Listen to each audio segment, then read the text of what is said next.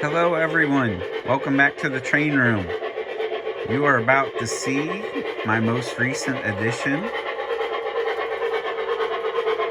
It is one of my most wanteds.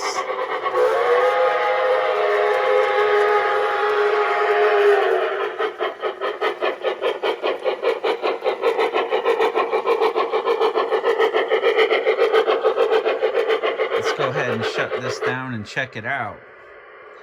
So why I say it's one of my most wanteds is because this is a Weaver Brass Reading Crusader locomotive, specifically cab number 117, and correct me if I'm wrong, I believe there were only two, 117 and 118.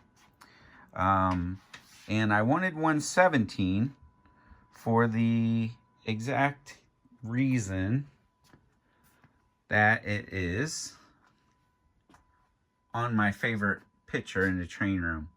So I have collected the Jersey Central Blue Comet right there, the Baltimore and Ohio Capital Limited E units, which are right there, and this is indeed cab 117 on the Crusader. Then I need to find that camel back there still. That is, I'm guessing a Jersey Central, since they're coming out of New York, right? So, interesting fact about this train is it had a observation type car on each side. This is an actual 5-car train that was a commuter type train, and they wouldn't reverse the cars. They would pull it back the other way with the other locomotive. And, you know, so it had observation cars on both ends. I still need to buy the cars for it because something very unique about this locomotive is the shape of the top of the tender. If you look at it, it has an extreme overhang. I was going to take some 21-inch aluminum K-line cars and convert them to the Reading Crusader train, because they're the exact color of this. But because of this truck being so, or the coupler being so short and close to the truck, the car can't fit underneath here. So Weaver designed cars specifically to go with this locomotive, and there's only a 2-rail set out there for sale right now. So I will hold off and get those soon as I can find them in 3-rail. And this has realistic coal load. Detail on this is amazing. It does have a soothe smoke unit, so you know, you got to hear what it sounds like with QSI. It does. I did put a BCR in the tender, but this is equipped with QSI. So this is from, I want to say, around 1998. And in that particular year, the Crusader came in 2-rail, 3-rail without sound, as you can see. And this was the 3-rail LP, and the LP portion is what designates that it was equipped with the QSI sound system. You can see it takes 054 curves. You know, really good looking locomotive. So that's one of my newest additions, and thank you, Rafael Cabrera, for selling me this. And you know, he gave me a fair price on it, and his description was like new, and it did show up like new. So I know him personally. He has several things listed right now because he had a ton of Lionel pre-orders come in. So he's selling some not so necessary trains because so many Lionel pre-orders hit at one time. If I remember correctly, a couple big boys, like 3 or 4 Dreyfuses, Dreyfus passenger car sets, all kinds of stuff. He's still really big into buying Lionel, and therefore he's scaling back on some of his stuff that isn't in his main roads, or that important. You notice a lot of guys, it's sort of a common theme lately for some people, is, you know, the O scale just takes up so much room. You just cannot keep collecting unless you have a huge storage area for it. Then another recent addition, you can see this is one of the first Lionel locomotives with TMCC, and this has rail sounds too. Not a stranger to the camera or to collectors. This has really gained popularity. I mean, it was a $1,300 locomotive when it came out in like 1995 or 1996. Its tether is, you know, like the 6-pin style tether. You know, so I shouldn't say it's a recent addition. I just found and figured out I still had it. And I have a friend that's actually interested in buying this. And you could set this up two ways. You could get the 6-car aluminum set like I did, that are like the 16-inch cars with silhouettes that are like the dark blue, yellow, and silver, that goes along with the paint scheme here. Or you could get the Madison style cars in the same paint scheme, and I've seen it run a lot both ways.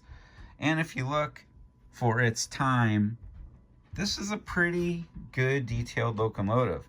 I know talk to a lot of people, they're like, I just don't really like the silver and yellow, and that was like 5 years ago when I picked it up, and you know, got it at a pretty decent price back then. Then I have this one over here, as everyone knows because I've ran this on my channel. This is the third rail version from like 2021 2022 build time frame, and the cars arrived in 2023.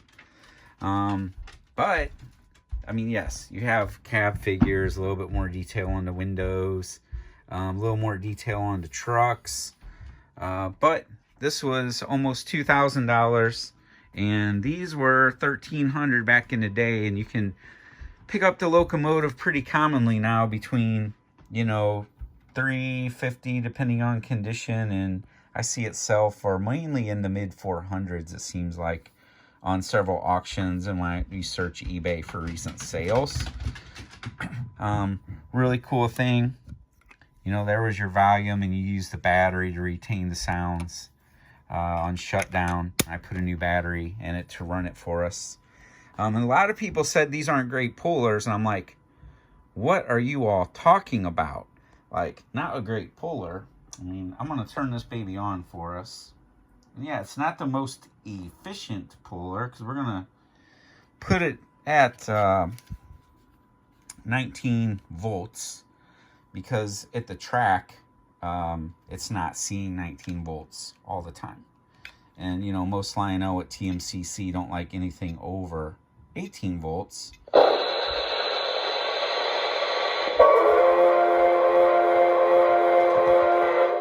So, as I said, this is TMCC. You have the whistle and bell. Then, this is one you really got to keep an eye on. We're pulling about 22 or 24 cars, I think. 1, 2, 3, 4, 5, 6, 7, 8, 9, 10, 11, 12, 13, 14, 15, 16, 17, 18, 19, 20, 21, 22 cars. And I love it. It's a little growler. Going uphill.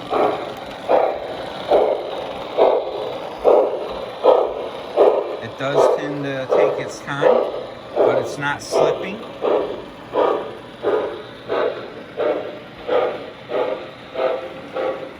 And I actually like it realistically climbing the hill, because there is no cruise control back in the day. You see the smoke unit going there. You see it's gaining speed, gaining some momentum.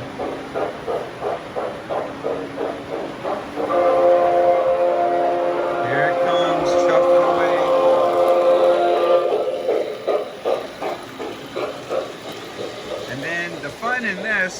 is you do have to control it. Because if you don't control it, you're going to have a runaway train going downhill. Now pick up some speed going through the tunnel. And here it comes, making the climb again. As I said, you know, I see no problem with its pulling power. Yes, it's going up a 12-foot long incline.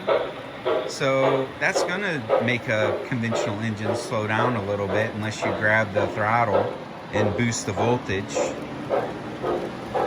So that is the C&O early TMCC.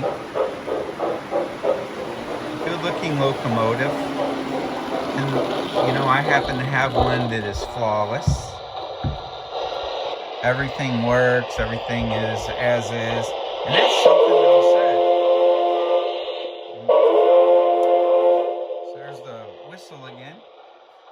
And that's something to be said because coming in at $1,300 back in the day, I mean, that's very similar to what some of the steamers like this are selling for these days with a lot smoother running capabilities. But this was American made, which is super cool. And a great looking locomotive. Lighted number boards, but it has the two different colored jewels on the front like the older Lionel locomotives. So let's shut that one down.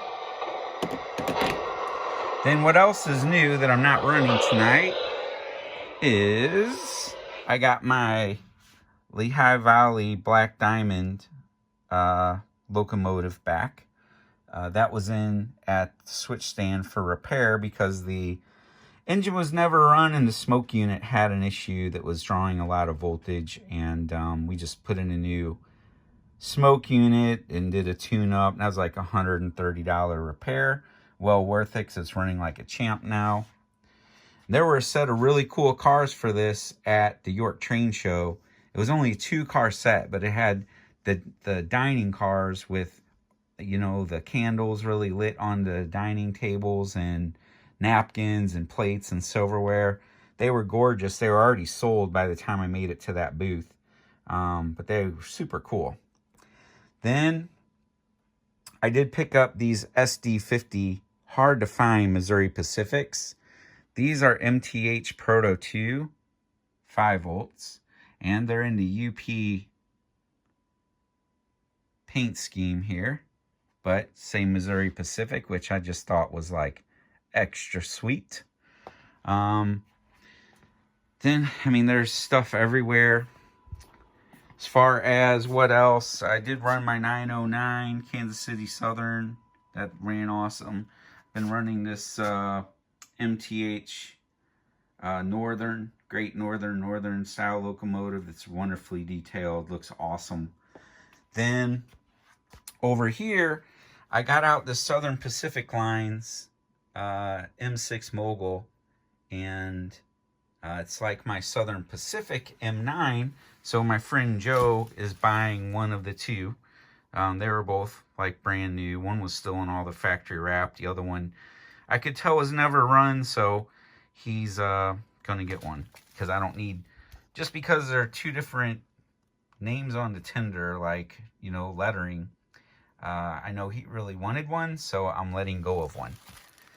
Then we have the New York Central.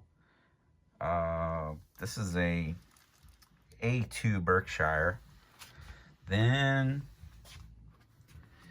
one thing I did get at York that had a problem, and this is why I don't really like buying from people that just buy collections and sell them, because they don't always test them. You know, I bought it at a price that I can live with, but the engine had very little runtime. I take the shell off and it's got this wooden peg in it, so I know someone's had to open it up before. The wooden peg replaces the body post. You can see that body post has had some repair work on it. That wasn't disclosed to me. And then also, the other thing that wasn't disclosed is on the rear truck, one of the wheels was warped. and it would only run as far as it hit the warp in each direction, the warp section of the wheel. And then it began to mess up the gears. So now I'm looking for a new truck. It's actually at the switch stand right now. So either get a new truck or I'll take out the rear powered part of the motor, I don't know, and try to take the warp out of the wheel. But that's just a bummer that, you know, that's why, like, when I sell stuff to people, everything that I sell out of my own collection, I know about it. I know if it works. I know a lot of its history. I know if I've had to have it repaired, and I can give full disclosure. I give a full running demo. So, you know, I'm not going to hate on the company that sold it to me. But I will just say it is extremely disappointing. I'm not even going to reach out and bother. This was like a $490 set. So, you know, I can't even buy 2 new locomotives for $490.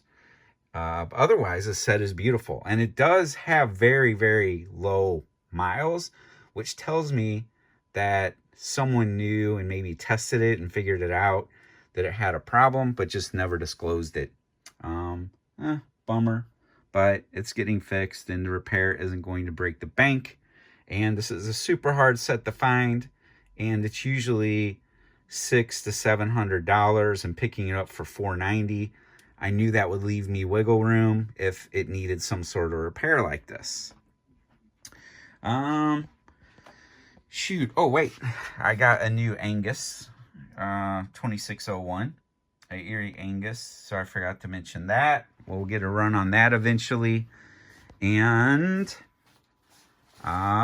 tested out the GE Hybrid. Tested out the SD70 we got from York. That worked perfectly. This worked perfectly. So, one engine with a slight issue. Well, I know it's been a while, and I wanted to give you an update. As far as what I've been up to, it's time to start taking down the Halloween layout, build the Christmas layout, and maybe work on this guy again. As I'm getting together a list of more things that I will be selling to downsize the collection. You know, maybe a big change coming here. So there may be more stuff than I expected coming up for sale. Just to make the change that may be happening